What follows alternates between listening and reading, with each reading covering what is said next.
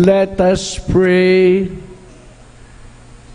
O God, who by the blessed apostles have brought us to acknowledge your name, grant graciously through the intercession of Saints Simon and Jude that the Church may constantly grow by increase of the peoples who believe in you, through our Lord Jesus Christ, your Son, who lives and reigns with you in the unity of the Holy Spirit, one God, forever and ever.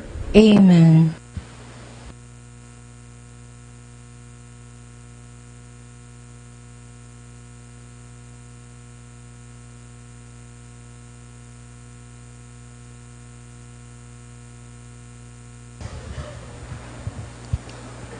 A reading from the letter of St. Paul to the Ephesians.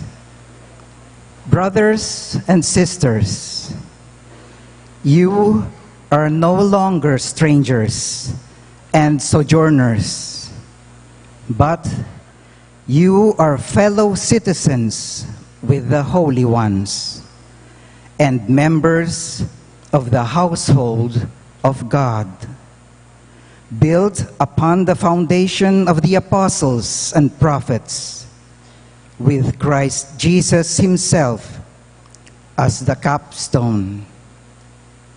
Through him, the whole structure is held together and grows into a temple sacred in the Lord. In him, you also are being built together into a dwelling place of God in the Spirit. The word of the Lord. Thanks be to God. Let us join the choir in singing our psalm. Their message goes out through all the earth.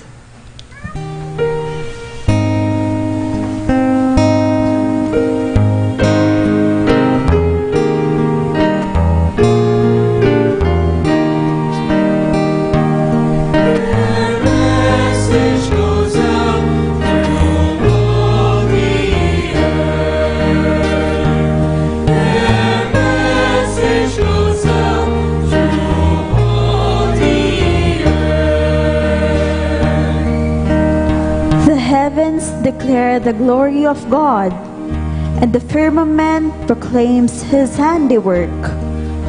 They pours out the word today, and night to night imparts knowledge.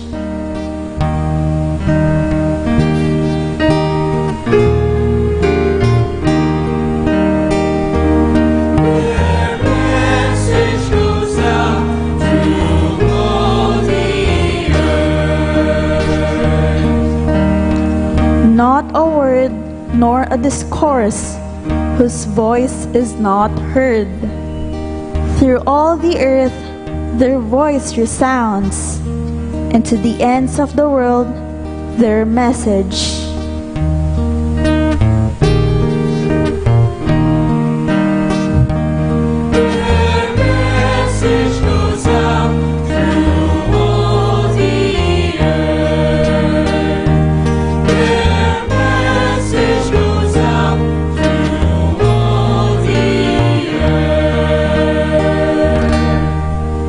A reading from the letter of Jude. I, Jude, a servant of Jesus Christ and brother of James, to those who are called, beloved in God the Father, and kept safe for Jesus Christ, may mercy, peace, and love be yours in abundance. Beloved, although I was making every effort to write to you about our common salvation, I now feel a need to write to encourage you to contend for the faith that was once for all handed down to the holy ones.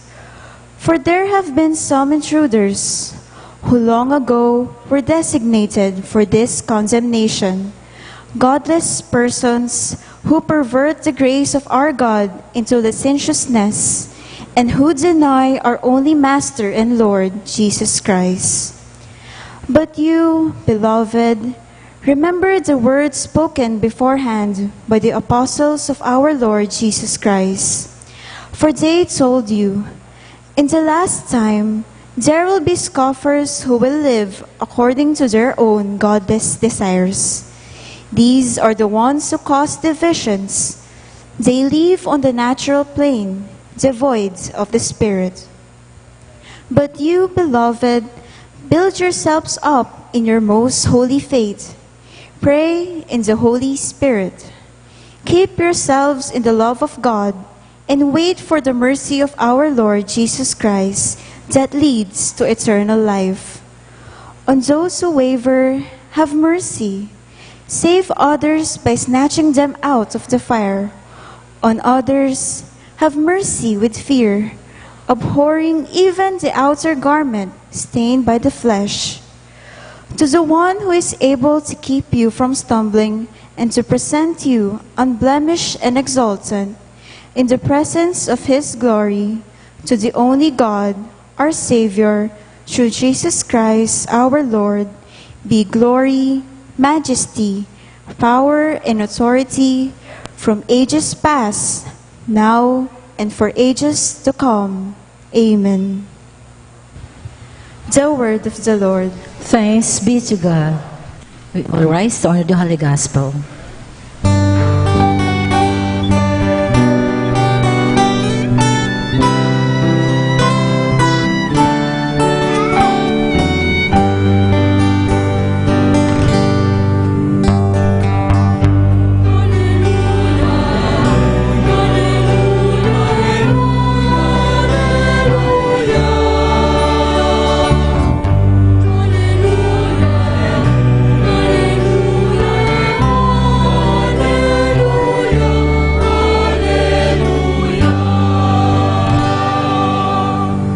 Together, we praise you, O God.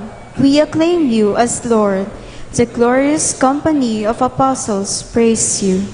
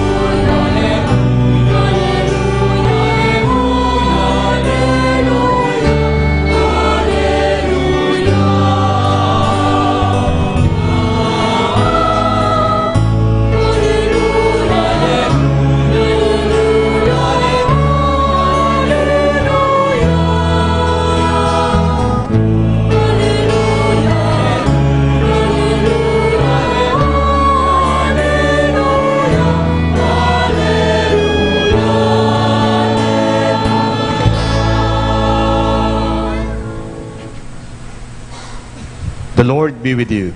And with your spirit. A reading from the Holy Gospel according to Luke. Glory to you, O Lord.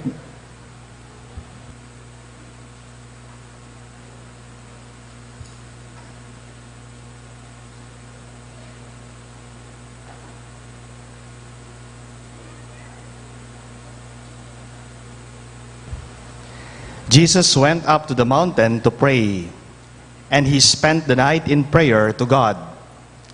When day came, he called his disciples to himself, and from them he chose 12, whom he also named apostles. Simon, whom he named Peter, and his brother Andrew, James, John, Philip, Bartholomew, Matthew, Thomas, James the son of Alphaeus, Simon, who was called a Zealot, and Judas, the son of James, and Judas Iscariot, who became a traitor. The Gospel of the Lord. Praise to you, Lord Jesus Christ.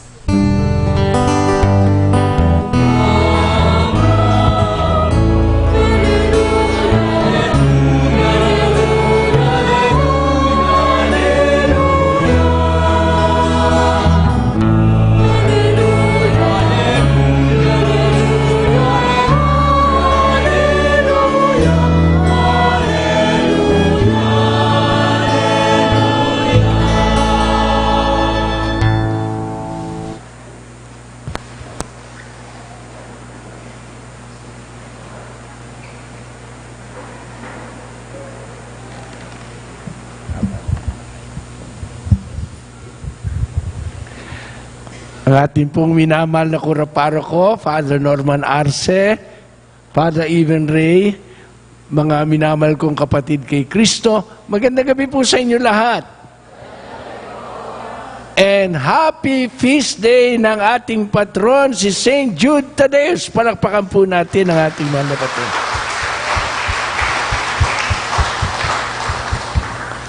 At bago ko malimutan, kahit napuhuli naman, hindi ko nalalaman, kahapon pala ay birthday ng ating parish priest. So belated happy birthday pa rin, Father Norman, sa inyo lahat.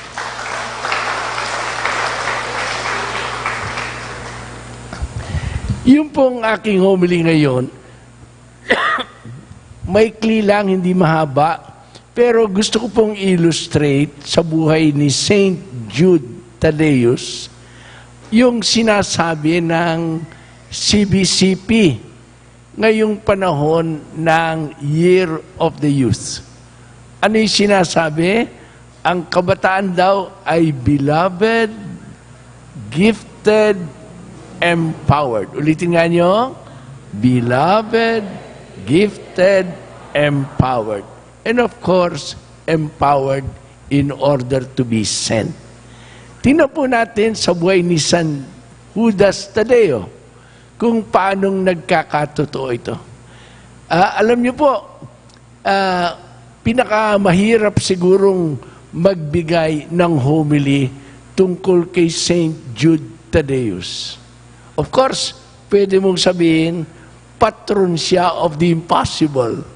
At talaga po naman, pag malapit na ang examination, nako, ang dami pong nagpupunta doon sa shrine ni St. Jude Thaddeus, doon sa malapit sa Malacanang, sa Maynila. Yung mga talagang alalang-alala kung sila'y makakapasa o hindi, punta ng punta doon tuwing Huwebes. Kuminsan tatanungin mo, papasa ka ba? Siguro po sa tulong ni St. Jude, nag-aral ka ba? Hindi nga po ganyan. Yun po ang delikado. Pero talaga po naman, at palagay ko naman natutugon na naman ang kanilang mga hinihiling. Kung hindi dadami yung mga nagpupunta doon. Hindi po ba? Palagay ko, napapatunayan naman nilang totoo. Pero, totoo rin, halos wala tayong alam tungkol kay St. Jude. Halos wala tayong alam. Alam natin na siya ay hinirang ng Panginoon na maging isa sa mga apostol. Pero pagkatapos noon, halos wala na. Alam lang natin, nagtanong siya sa Panginoon, Lord, we do not know where you are going. How can we know the way? Yun lang. Pagkatapos, wala na tayong alam. Sabi nga ni Archbishop Cruz dun sabi niya, para ka magsalita tungkol kay San Roque. San Roque naman po ang kanyang kinukwento nun Para ka magbigay ng homily kay Saint Roque, sabi niya, kinakailangan marunong kang umimbento. At ganoon din halos sa masasabi natin, pagdating kay San Judas Tadeo, abay, kinakailangan ba tayong umimbento? Hindi na po. Ito, alam natin, sapat na. Makikita natin sa Ebanghelyo. Ano po yun? Ang unang-una, ang alam natin, siya ay naging isa sa mga apostol. Sigurado natin yan. At paano naging isa sa mga apostol? Hindi naman sapagkat ibinoto ng mga tao. Lalo namang hindi naman dahil sa namili siya ng boto. Hindi. Bakit siya naging apostol? Siya ay naging apostol sapagkat pinili ng ating Panginoon. At kung tatanungin natin, bakit kaya pinili? Dahil gwapo ba? Hindi natin alam. Dahil marunong ba? Hindi rin natin alam. Popular ba? Hindi natin alam. Ang alam lang natin, pinili siya dahil siya ay minahal ng Panginoon. Ang pagpili ng Panginoon sa sino man ay hindi base sa kanyang katangian. Sabi nga po, nung isang text na natanggap ko, tama eh. Sama sa English, sabi, Jesus does not choose the qualified, but He qualifies those whom He chooses. Ayan. Hindi ka pipili ng Panginoon dahil makapal ang iyong buhok. Kung hindi, si Father Evelyn Ray sana, nakasama natin ngayon, hindi sana napili dahil wala ng buhok. Hindi ba? Hindi ka naman pipiliin dahil sa ikaw pinakamatalino. Abay, nung pong kami nag-aaral sa Letran, may mas matalino ng di hamak kaysa akin. Yung isa, maniwala man kayo't hindi, ang balita namin bandang huli, naging obispo ng mga Mormons. Bakit ako naging obispong Katoliko? Bakit hindi siya? Mas magaling siya sa akin, mas mataas ang kanyang grade. No? Nakakapagtaka ang pagpili ng Panginoon. Hindi ka pipilin dahil sa ikaw ang pinakapopular. Hindi rin. Marami sa amin, lalo na yung patron namin, si St. John Vianney, nung una pong maging pari yan, hindi naman kilala. At nung ipadala sa isang parokya, ang liit-liit ng parokya, bakit? Kasi mukhang pipitsugin. Mukhang hindi marunong. At hindi sikat sa mga tao. Bakit ka pinili? Yan. Kayo po, bakit kayo pinili na maging Kristiyano? Sapagkat tayo pinili na maging Kristiyano. Sapagkat tayo ay minamahal ng Panginoon. Kanya madalas, kapag sumusulat si San Pablo sa mga Kristiyano, sabi niya, beloved. Beloved. Kayo po, nung tinanong ang Diyos ng isang tao, sabi niya, who are you? Sabi ng Diyos, I am love. Sabi naman ng Diyos sa kanya, do you know who you are? Sumagot naman yung tao, if you are love, I am your beloved. Tama nga naman. Hindi po ba? Sabihin nga natin, I am God's beloved. Ako ay minamahal ng Diyos. Huwag niyong kalilimutan yan. Kahit anong mangyari, naku, maniwala man kayo. Nakakalungkot po. Ang dami pong nagsusuicide ngayon. Alam niyo na ba, hindi po fake news ito. Hindi po fake news. Pero talaga ang dami nagsusuicide. Nag-disappoint lang ng kaunti. Marahil bumagsak sa klase o kaya binuli ng iba. O kaya nalugi sa negosyo. O kaya na broken-hearted. Siguro naman alam nyo, pinakamasakit sa lahat, yung, sabi nga nila, UTI. Ang sakit pala, no sakit na yun. Hindi raw mapagaling sa St. Luke. Hindi rin mapagaling sa Cardinal Santos. Hindi rin mapagaling sa PGH. Alam niyo po ba yung UTI? Umibig tapos iniwan. Ayan. Kapag ka pala nagkasakit ng UTI, nagpapakamatay. Nakakalungkot naman talaga. Pero tandaan nyo to, ano man ang mangyari sa inyo, mahal kayo ng Diyos. I am God's beloved. Sabihin nga nyo, no matter what happens to me, I am God's beloved. I am loved by God. Ayan. Tandaan po niyo yan. Kayo ay Kristiyano. Sabi po ni San Juan sa kanyang unang sulat, chapter 3, pakinggan ninyo. See what great love the Father has given us, that we should be called children of God. And that is what we are. Beloved, we are already the children of God, but it has not yet appeared what we shall be. We are God's beloved. At dahil sa beloved, gifted, meron ba namang nagmahal na hindi nagbibigay? Hindi ba? Kanya, tama yung isang babae, sabi sa kanya nung lalaki, sabi niya sa kanyang kasintahan lalaki, sabi niya, mahal mo ba ako?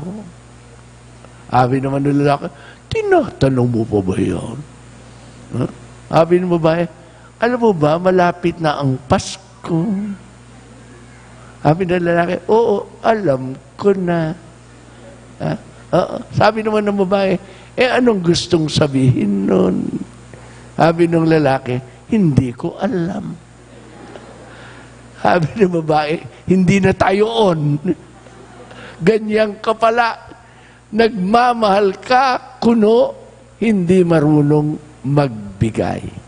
Ang pinakatanda ng pagmamahal ay ang pagbibigay. At kung minahal tayo ng Diyos, tayo ay Kanyang pinagkalooban. Hindi po ba? At bawat isa sa atin, merong kani-kanyang galing. Una, nako, lahat tayo, mga anak ng Diyos. Sabihin nga ninyo, anak ako ng Diyos. I am God's child. Yeah, that is the greatest gift of all, of course, to become the child of God. But together with that gift, ang dami natin mga katangian. Ito, yung mga choir members, yan. Binigyan sila ng karisma na kumanta. Kumanta. May mga tao gusto mag-choir member. Hindi pwedeng mag-choir member dahil may goodwill. Pero walang boses. Yung aming teacher sa psychology, si Father Francis Parisi, kinuwento niya sa amin, nung professor namin siya, na nung nandoon siya sa Parish, no, nag-aaral, nagpunta siya doon sa choir master ng kanilang simbahan. At sabi, I want to volunteer to be a choir member. Sabi sa kanya, let me try your voice. Sige, pinakanta siya. Pagkatapos siyang pinakanta, sabi ng choir master sa kanya, here, Parisi, take the broom and sweep the floor. Gusto niyang kumanta. Ang kanta pala, hindi gusto sa kanya. Sila, nakatanggap ng gift na ganyan. Yung iba, ang galing tumugtog. Hindi po ba? Yung iba naman, ang galing kumumpas. Yung iba sa atin dyan, ang galing ng ulong, galing mag-isip. Yung iba naman, ang galing magsalita. Yung iba naman, ang galing magplano. Kani-kanyang galing. Ang pinakagusto kong sa lahat ng galing, yung galing sa pagluluto. Sapagkat meron din naman akong galing, ang galing kong kumain. May kani-kanya tayong galing, pasalamat tayo sa Diyos, binigyan tayo, bawat isa, to each one. Sabi ni St. Paul, the Spirit gives His gifts to each one. Wala po dito na walang gift from the Lord. And so let us be thankful. At yung gift na yan gives us power. But what power? It is not the power to tokhang. Hindi. Hindi po yan ang power na binibigay ng Panginoon. Ang power na bigay ng Panginoon, the power to serve and to love. Ito po, bawat isa sa atin, kanya, kapag kayo binigyan ng gift na magluto, habang nagluluto kayo, kumanta kayo. Sapagkat pag kumakanta kayo, pinakikita ninyong gusto talaga ninyong maglingkod. Meron po akong kaibigan, may restaurant, pinakain ako, at nagustuhan ko, ang sarap po ng mga in-order niya para sa amin. Siyang may-ari, ang sarap ng handa. Sabi ko sa kanya, Joe, dadaling ko rito ang pamilya ko. Kakain kami. Pag dating ng pamilya ko, kumain kami, yung in-order namin ni Joe, yun din ang in-order ko para sigurado kong masarap. Nung kumakain kami, yung pamilya ko tahimik. Sabi ko, hindi ba kayo nasasarapan? Kuya, sabi mo, masarap dito. Hindi naman eh. Bagay kakainin namin dahil libre naman eh. Pero, ang nangyari po ganito, sinabi ko kay Joe, ano naman nangyari? Yung in-order natin noon na napakasarap, in-order din namin. Ngayon, hindi na masarap. Sabi ni Joe sa akin, alam niyo, Bishop, yung aking cook, sabi niya, sumpungin. Pag maganda ang disposisyon, masarap ang luto. Pag masama ang disposisyon, masama ang luto. Natsyempohan ninyo, masama ang disposisyon. Ayan. Kanya mga misis, ano po, pag kayo'y pag kayo'y nagluluto, pag kayo'y naglalaba, naku, puputi pa kayo sa ginlaban ng Ariel kung kayo ay masayang naglalaba at nagkukula. Basta, yung mga gift na yan are given in order that we may serve. Tandaan ninyo, lahat ng gift, pati na ang ganda ng mukha, bigay ng Diyos yan para tayo ay makapaglingkod na mabuti. At anong paglilingkod na hinihiling sa lahat, mula sa ating lahat? Ang magatid na magandang balita.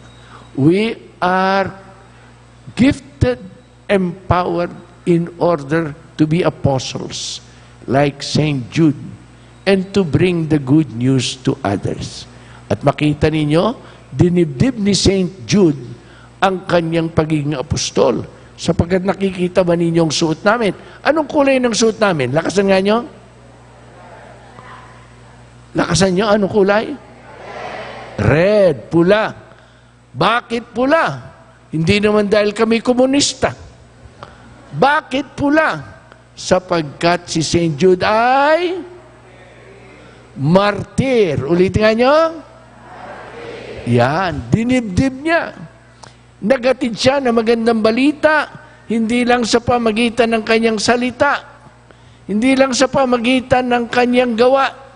Bandang huli, nagatid ng magandang balita sa pamamagitan ng pagbibigay ng kanyang buhay para sa Panginoong Hesukristo. Hari nawa tayo rin ganito, na ihatid natin ang magandang balita sa salita, gawa, at yung pag-aalay ng buhay sa araw-araw. Hindi naman sa pamagitan ng pagkamatay. Para sa atin, sana mangyari yan sa pamagitan ng paglilingkod sa ating kapwa. Amen? At alam niyo po ba, ang espesyal na paglilingkod na nagbibigay talagang patunay na ang ating Panginoon ay Mesiyas, ay ito, kung pinaglilingkuran natin ang mga maralita. Si Pope Francis, sa kanya pong huling apostolic exhortation, Gaudete et Exsultate, sabi niya, ang susi ng kabanalan at ang susi sa kaharian ng Diyos ay ang pagmamahal at pagmamalasakit sa mga maralita. Ayan. Si St. Jude, makasisiguro tayo, number 1 doon at number 1 din sa kanyang paglilingkod sa Panginoon.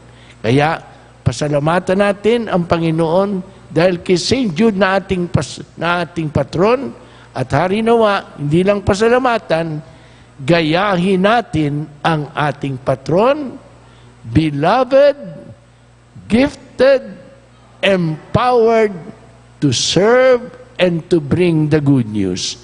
Amen? Purihin natin po ang Panginoon Diyos.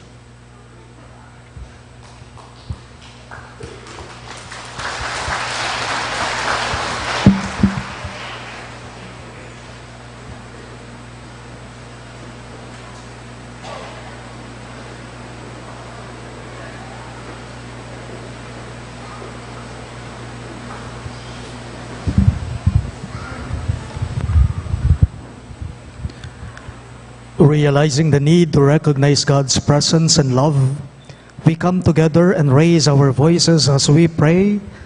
Through the intercession of Saint Jude Thaddeus, Lord, hear our prayer. All of us, please. Through the intercession of Saint Jude Thaddeus, Lord, hear our prayer. For our Mother Church and her leaders, Pope Francis, Archbishop Florentino Lavarias, Among Norman Arce, our parish priest, and all other priests, especially those who have served our parish, may they remain the steadfast protector of Christ's love and the faith, we pray. Through the intercession of Saint Jude Thaddeus, Lord, hear our prayer. For all government and civic leaders, may they always honor the trust we have placed in them and remain true, humble, and real servants of our people, we pray. Through the intercession of Saint Jude Thaddeus, Lord, hear our prayer. For those who experience spiritual, physical, emotional, material, or any other form of poverty, may the Lord touch and bless their lives, that they may be guided in their ways according to His will, we pray. Through the intercession of Saint Jude Thaddeus, Lord, hear our prayer.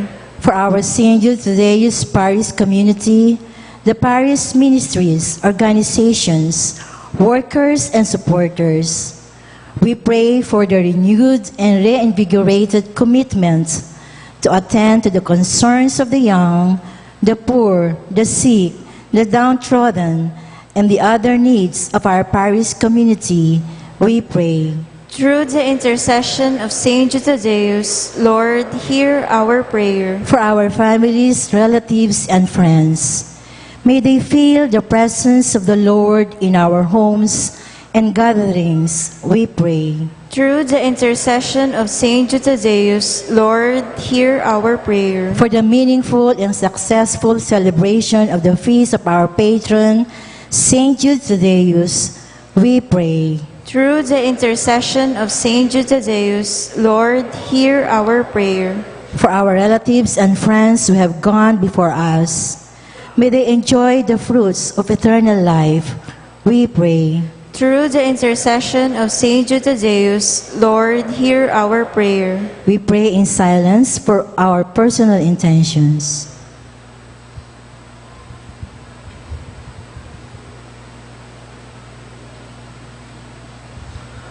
God our Father, hold our prayers in your arms and bless them. Keep us always in your loving care and protection. We ask this through Christ our Lord. Amen.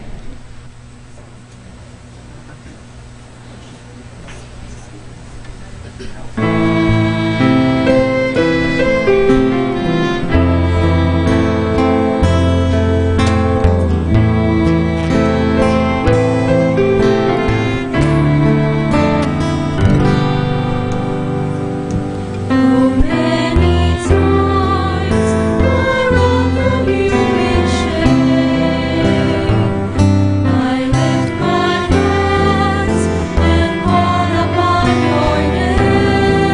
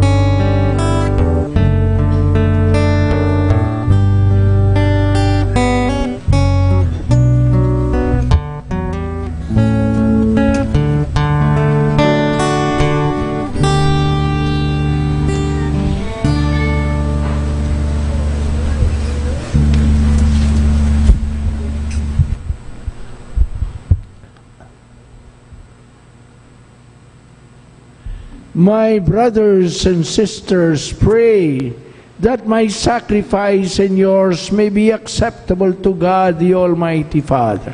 May the Lord accept the sacrifice at your hands for the praise and glory of his name, for our good and the good of all his holy church.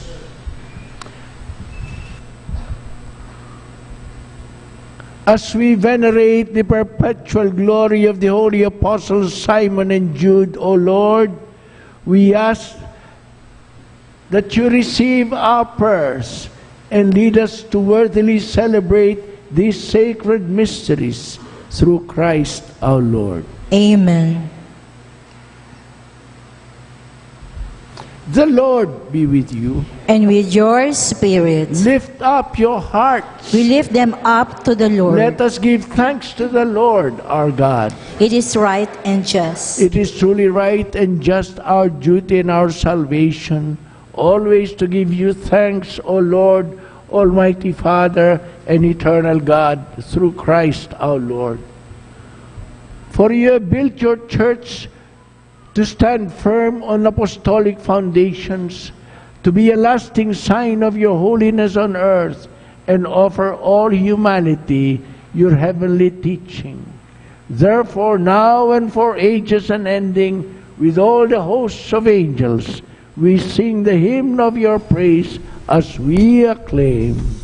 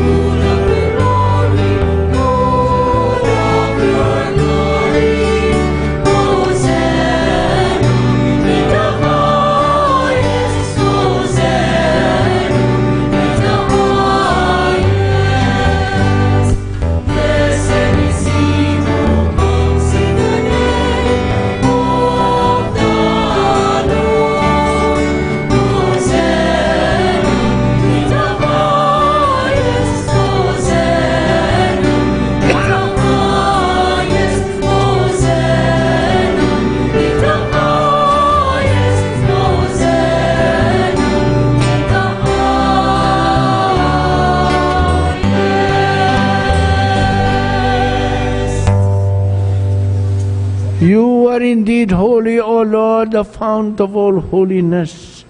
Make holy, therefore, this gift, we pray, by sending down your Spirit upon them like the dew fall, so that they may become for us the body and blood of our Lord Jesus Christ.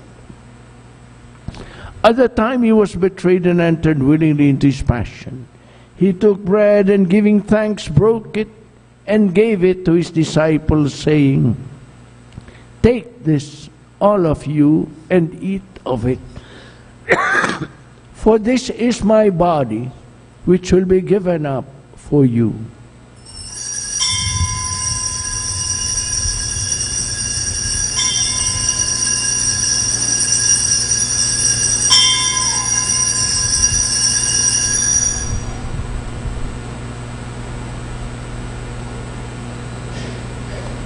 In a similar way, when supper was ended, he took the chalice and once more giving thanks gave it to his disciples, saying, "Take this, all of you, and drink from it.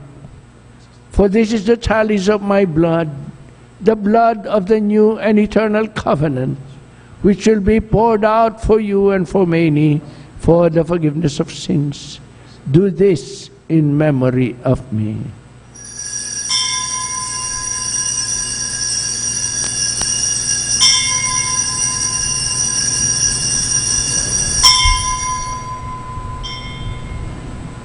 The mystery of faith.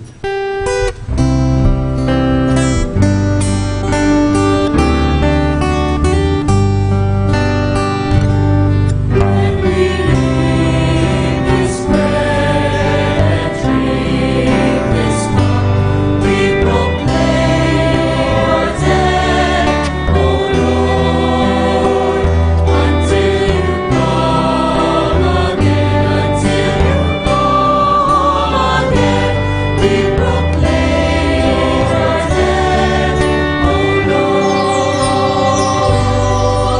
Therefore, as we celebrate the memorial of his death and resurrection, we offer you, Lord, this life-giving bread, this saving cup, giving thanks that you've held us worthy to be in your presence and minister to you.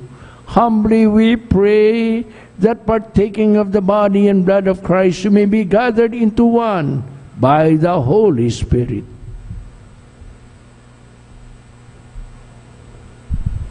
Remember, Lord, your church spread throughout the world and bring her to the fullness of charity, together with Francis, our Pope, Florentino, our Bishop, Paciano, our Bishop Emeritus, Teodoro, our Presiding Bishop, Father Norman, our Parish Priest, and all the clergy.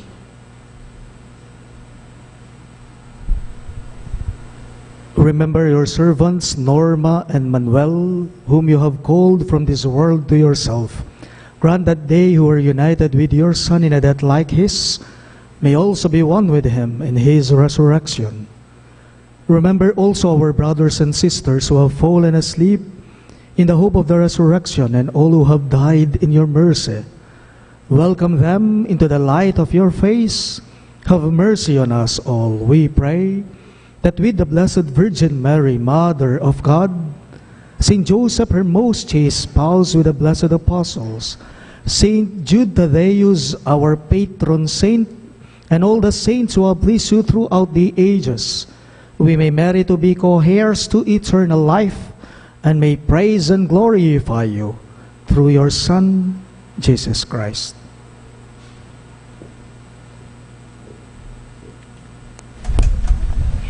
Through him and with him and in him, O God, Almighty Father, in the unity of the Holy Spirit, all glory and honor is yours forever and ever.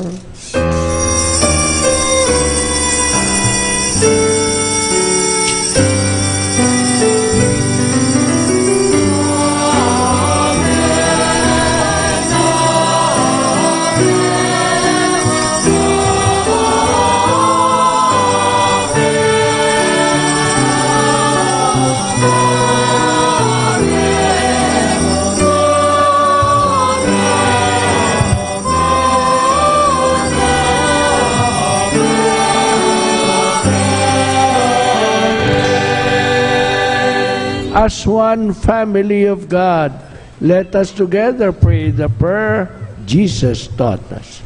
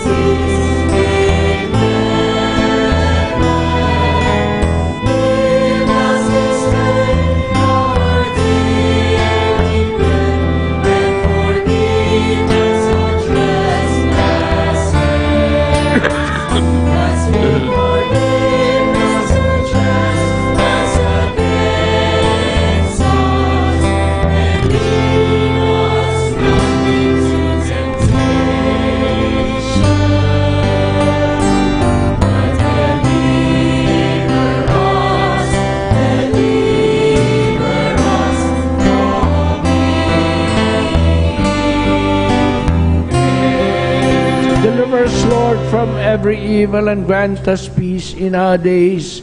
In your mercy keep us free from sin and protect us from all distress, as we await the blessed hope and the coming of our Savior, Jesus Christ. For the kingdom, the power, and the glory are yours, now and forever. Lord Jesus Christ, you said to your apostles, "Peace I leave you, my peace I give you. Look not on our sins, but on the faith of your church, and graciously grant her peace and unity in accordance with your will, who live and reign forever and ever." Amen. The peace of the Lord be always with you. and with your spirit. And now with a smile, give to each other the sign of Christ's peace.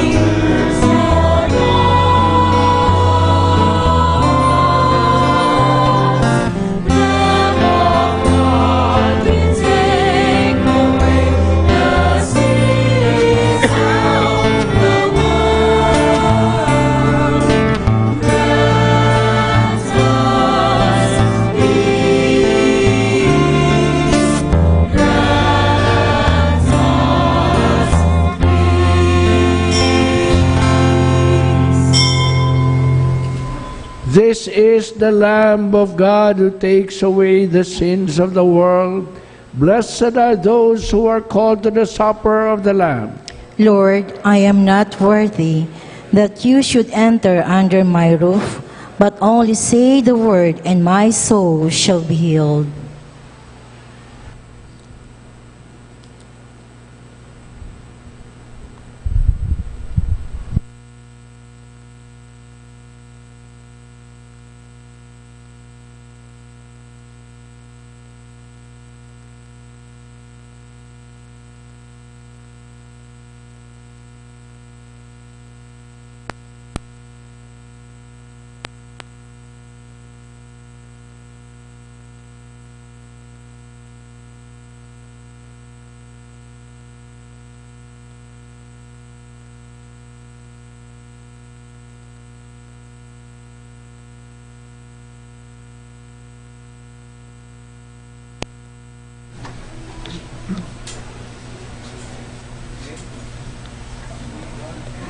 Great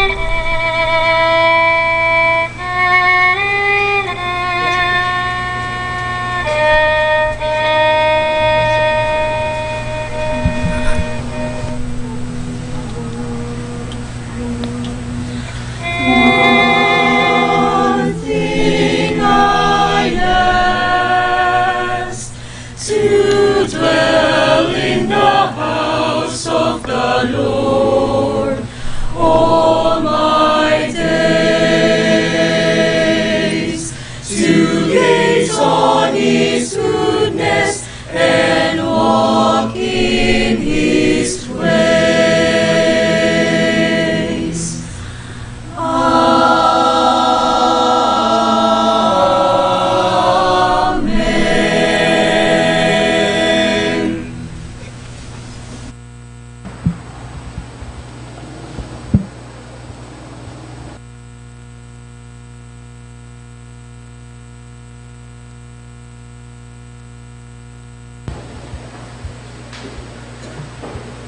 Let us pray.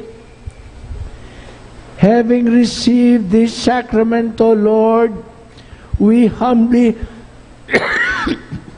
implore you in the Holy Spirit that what we do to honor the glorious passion of the Apostles Simon and Jude may keep us ever in your love. We ask you this through Christ our Lord. Amen. Announcement. On Friday, November 1, which is All Saints' Day, and also a First Friday, there will be only one Mass in the parish, that is at 7:30 in the morning. After this Mass, there will be the distribution of the oil of St. Jude and rosaries.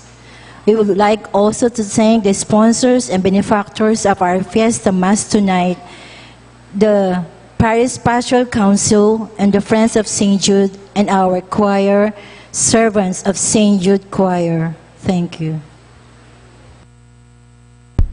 Before the final blessing, we would also like to thank the Most Reverend Teodoro Bacanididi, the Bishop Emeritus of the Diocese of Novaliches, and together with Father Erwin Ray Garcia, my brother priest, for presiding over our Eucharistic celebration on this feast day of our patron saint, the Apostle St. Jude.